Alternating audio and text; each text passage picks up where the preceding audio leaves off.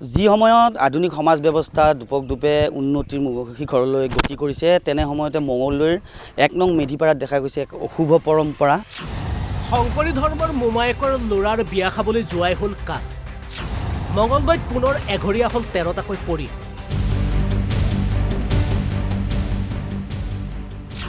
গাঁৱৰ কোনো অনুষ্ঠানতে ভাগ লোৱাত বাধা আটাইকেইটা পৰিয়ালৰ।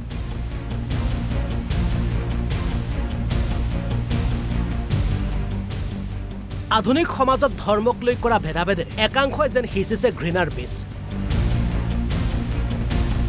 মঙলদৈ নিকটৱৰ্তী ১ নং মেধিপাৰা গাঁৱত সংঘটিত হৈছে লজ্জাজনক ঘটনা।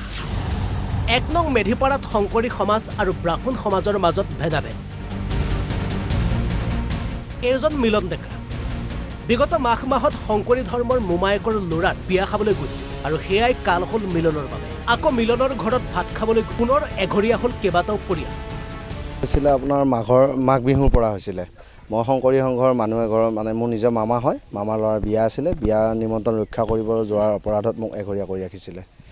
তেনেস্থলত আজি আকৌ মোৰ ঘৰত ভাত খাবলৈ অহাৰ কাৰণে আৰু ৫ ঘৰ মানুহক এঘৰীয়া কৰি ৰাখিলে। সেইকাৰণে মানে এই আমি যিটো মানে আমাৰ গাঁৱত পৰিস্থিতি হৈ আছে মানে আমি ইয়াৰ মানি ল'ব পৰা নাই। ইয়াৰ উচিত বিচাৰিছোঁ, আপোনালোকৰ কাষ চাপিছোঁ। কোনে কৰিছে? এই আমাৰ গাঁৱৰ প্ৰধানবিলাকে কৰিছে, গাঁৱৰ মুৰব্বীসকলে কৰিছে। বলোৰাম ডেকা, সভাৰাম এই আপোনাৰ কমলাকান্ত ডেকা, তেওঁলোক গাঁৱৰ মুৰব্বী হয়। তেওঁলোকে প্ৰেচিডেণ্ট ছেক্ৰেটাৰী হয় আমাৰ গাঁৱৰ। আমি ৮ ঘৰ আছিলোঁ এঘৰীয়া হয়। এতিয়া মোৰ ঘৰত নিমন্ত্ৰণ ৰক্ষা কৰিব আহোঁতে মানে আৰু 5 ঘৰ হ'ল। মোৰ ঘৰত মানে মই লগ বন্ধু কেইজনমানক নিমন্ত্ৰণ দিছিলোঁ। মোৰ লগতে মোৰ ঘৰৰ মানুহ কেইঘৰকো মই মাতিছিলোঁ। মোৰ নিজৰ সম্পৰ্কীয় মানুহ আছিলে তেওঁলোক মোৰ ঘৰত ভাত খাবলৈ অহাৰ অপৰাধতে এঘৰীয়া কৰিছে। এতিয়া 13-14 ঘৰমান হ'ব। কিন্তু মোৰ সম্পৰ্কীয় মামা হয়, মোৰ মামাৰ ল'ৰাৰ বিয়া আছিলে। তেওঁৰ বিয়াৰ পৰাই এনেকুৱা পৰিস্থিতিৰ সৃষ্টি হৈছে। এতিয়া মানে উচিত বিচাৰ লাগে আৰু ইয়াৰ আমাক কি হয়, সামান্য এটা ভুলৰ বাবে আমাক এঘৰীয়া কৰি ৰাখিলে। আমাৰ গাঁৱত কিবা অনুষ্ঠান হোৱাৰ পিছতহে আমি গম পাওঁ বোলে আমাক নিমন্ত্ৰণ নিদিলে গম পাওঁ আমাক এঘৰীয়া কৰি ৰাখিছে। আজি এখন অন্নপ্ৰাশন আছিলে, তেওঁলোকক নিমন্ত্ৰণ দিয়া হোৱা নাই। যোৱাকালি এখন নাৰায়ণ পূজা আছিলে, গাঁৱৰ প্ৰেচিডেণ্টৰ ঘৰতে আছিলে, তাতেও নিমন্ত্ৰণ দিয়া হোৱা নাই, তেতিয়াহে গম পাইছোঁ। এনেকুৱা ব্যৱস্থা হ'লে বহুত বেয়া লাগে। এতিয়া আজি যোন ঘৰৰ অন্নপ্ৰাশন আছে সেই ঘৰৰ ল'ৰাটোৰ কাৰণে আমাৰ বেয়া লাগছি বাৰু, লাগক, আমি বেয়া লাগিলেও এনেকৈ থাকিম। থৈছে আমাৰ সমাজে এনেকুৱা কৰি। সেইকাৰণে মই প্ৰথম নামঘৰত আহোঁতে আহি আছিলোঁ, নামঘৰত মোক একো কোৱা নাই, মাত বোল কৰা নাই বাৰু, নাই সেইটোতো মই বেয়া পোৱা নাই।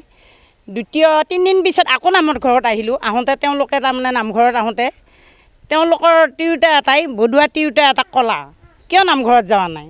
তেতিয়া তেওঁ ক'লা মই নামঘৰত যাব সময় পোৱা নাই। তেতিয়া কৈছে পাপুৰ মাক আহি আছে নহয়, গোঁসাই ঘৰত পাপুৰ মাক আছে, তুমি কিয় যোৱা নাই? তেতিয়া তেওঁ ভাবিলা কিয় বা যাওঁ, পাপুৰ মাক আছে, তেওঁ মানে মোক কোৱা নাই নামঘৰত অহাৰ কাৰণে, মই সময় পোৱা নাই, মই অহা নাই। তাৰপিছত গ'ল সেইটো আৰু নামঘৰত অহা নাই, আমি নামঘৰত গ'ল। তাৰপৰা আজি যোন ঘৰৰ ল'ৰাটোৰ অন্নপ্ৰাশন আছিল সেই ঘৰৰ ল'ৰাটোৱে তাৰমানে গাঁৱৰ মানুহবিলাক মাতি ফুৰিছে, আমাৰ ঘৰত যোৱা নাই। নাজানোতে মই তাক সুধিলোঁ, বাবা আমাক কিয় নামাতিলি? কৈছে তোমালোকে মিলনৰ ঘৰত খানা খাইছিলি, খানা খোৱাৰ কাৰণে তোমালোকক মাতা নাই। কষ্ট পাই আছোঁ, মানসিকভাৱে আমি কষ্ট পাই আছোঁ। সেইকাৰণে আমাক বহুত গাঁৱৰ মানুহে কষ্ট দিছে। গাঁৱৰ মিটিঙো হৈ গৈছে গোঁসাই ঘৰত, হৈ যোৱাৰ কাৰণে আমাৰ ল'ৰাকো বহুত অপমান কৰিছে, অশান্তি দিছে, মাককো অশান্তি দিছে। সেইকাৰণে আমাক মানসিকভাৱে কষ্ট দিয়া মানুহখিনিয়ে যাতে জানো আমাক ন্যায় লাগে, সমাজ জানো আকৌ গঢ় লাগে, আমি সেইটোকে বিচাৰি। আধুনিক সমাজক ভেদাভেদ কৰা এই ঘটনাই এতিয়া তীব্ৰ প্ৰতিক্ৰিয়াৰ সৃষ্টি কৰিছে।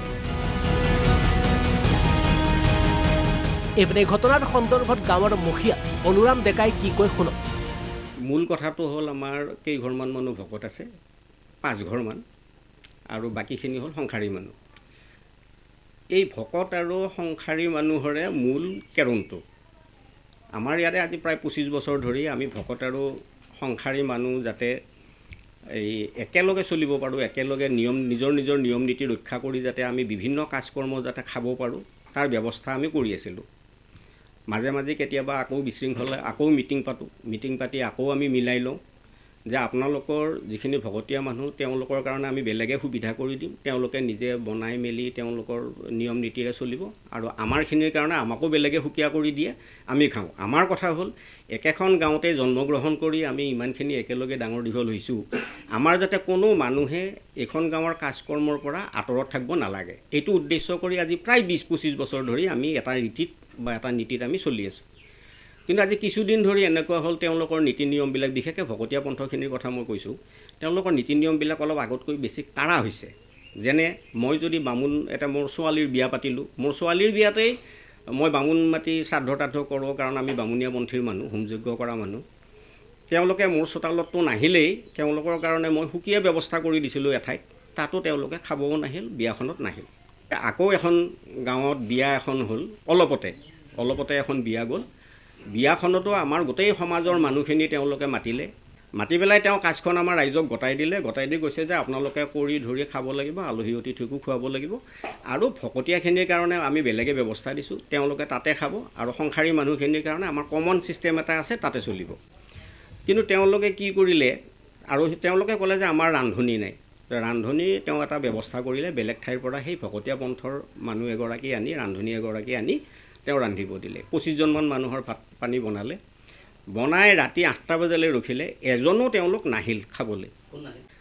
সেইটোত মানে আমাৰ গাঁৱৰ এই ৰাইজখিনি অলপ মানে বহুত মানে দুখ পাইছে, আৰু যে এনেকুৱা কিয় হ'ব লাগে।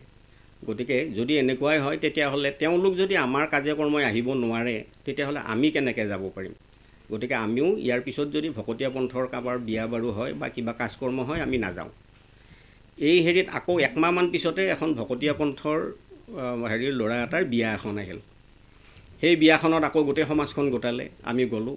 যোৱাৰ পিছত তেওঁলোকে আমাক ধৰিলে যে আপোনালোকে আমাৰ কাজখন চলাই দিব লাগে, আৰু এনেকুৱা কথা।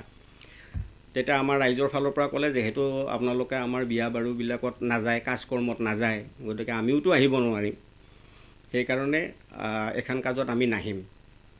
তাৰপিছত বহুত তেওঁলোকে কাকুতি মিনতি কৰাৰ পিছত আমি ক'লোঁ ঠিক আছে, আমি ৰাইজৰ মন্দিৰত বাৰু এই বিষয়ত আকৌ এখন মিটিং এখন পাতি ৰাইজৰ মতামত ল'ম, লৈ পেলাই যদি তেওঁলোকে অহা হয় আহিব, আৰু যদি নাহে তেতিয়াহ'লে আৰু বিয়াত অহা নহ'ব।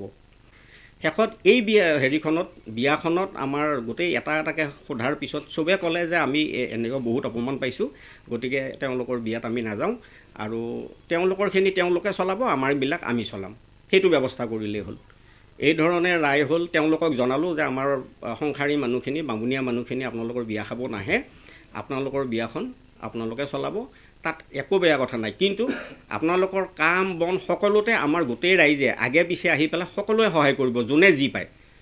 এনেকুৱা নীতি হেৰিত থাকোঁতে যেতিয়া আমাৰ গোসাঁই ঘৰত মানে হেৰি হ'ল যে আমাৰ মানুহখিনি নাযায়, তেতিয়া আকৌ সেই ভকতীয়া পাঁচঘৰৰ লগত কেইঘৰমান সম্পৰ্কীয় মানুহ আছে, তেওঁলোকে ক'লে আমাৰ নিজৰ ঘৰৰ কাজ, মোৰ ভতিজা, মোৰ ভাগি বা মোৰ ভাইটি, গতিকে আমিতো নগ'লে নহ'ব। তেতিয়া আমি ক'লোঁ আপোনালোকে যোনে যায় যাওক, কাৰণ তেওঁলোকৰো এটা দল হওক লাগে, কথা নাই, আপোনালোকে সেইটো দলৰ লগতে চলক। এনেকৈ প্ৰায় 9 ঘৰমান মানুহ তেওঁলোকৰ লগত চলি থাকিল। তাৰপিছত আকৌ ক্ৰমান্বয়ে ইয়াৰ পিছত আৰু কিছুমান অঙহী বঙহী 4-5 ঘৰমান মানুহ শেহতীয়াকৈ গৈ পেলাই প্ৰায় 14 ঘৰমান মানুহ হৈছে, তেওঁলোকৰ এটা দল হৈছে।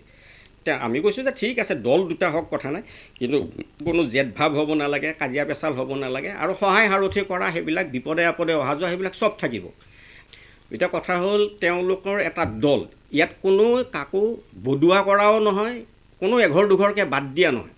তেওঁলোকে সেই দলটোক, সেইকেইঘৰ মানুহক এৰিব নোৱাৰা মানুহখিনি তেওঁলোকৰ লগ হৈ এটা দল হৈ আছে, আৰু বাকী তাৰ বাহিৰে কাজিয়া পেচাল কিবা কিবি আমাৰ মাজত একো নাই। গতিকে এতিয়া এইবিলাকো খন্তেকীয়া, এইটো নকওঁ যে বোলে এই চিৰদিন এনেকৈ থাকিব, আকৌ হয়তো কেতিয়াবা আমাৰ মাজত আকৌ আলোচনা হ'ব, হৈ লৈ নাই এইটো ভাল নালাগে, আমি আকৌ আগৰ নিচিনাকৈ চবেই মিলিজুলি চলিব লাগে, এনেকুৱা দিন নিশ্চয় আহিব। নহয়, তেওঁলোকৰ কথা হ'ল বিয়াখনত যিখিনি মানুহে যাম বুলি ক'লে, তেওঁলোকক আমি কৈছোঁ আপোনালোকে তেতিয়াহ'লে সেইটো দলতে থাকক, তেওঁলোকে যিহেতু আমাৰ তাত নাহে, আমিতো তেওঁলোকৰ নাযাওঁ, কাৰণ তেওঁলোকে 2-3খন কাজত আমাৰ তাত নাহা কাৰণেহে আমি তেওঁলোকক এৰি দিছোঁ। তাৰ আগলৈ আমি আমিও যাওঁ, তেওঁলোকো আহা। শেষত তেওঁলোকে যেতিয়া আমাৰ বিয়া বাৰু কাজকৰ্মত সম্পূৰ্ণ বন্ধ কৰি দিলে, তেতিয়া আমি ক'লোঁ তেওঁলোক যদি আহিব নোৱাৰে আমি কেনেকৈ যাম, গতিকে আমিও যাব নোৱাৰোঁ, সেইটো আমি বন্ধ কৰিলোঁ। আৰু তাৰ কাৰণে যিকেইঘৰে এৰিব নোৱাৰাকৈ গৈছে, আমি সেইটো কৈছোঁ যে আপোনালোকে তেতিয়াহ'লে তেওঁলোকৰ লগত এটা দল হৈয়ে থাকক, তেওঁলোকৰো এটা দল হওক, আপোনালোকে সেনেকৈ ভালকৈ চলি থাকক। মঙলদৈৰ পৰা গৌতম চহৰীয়া, NB নিউজ।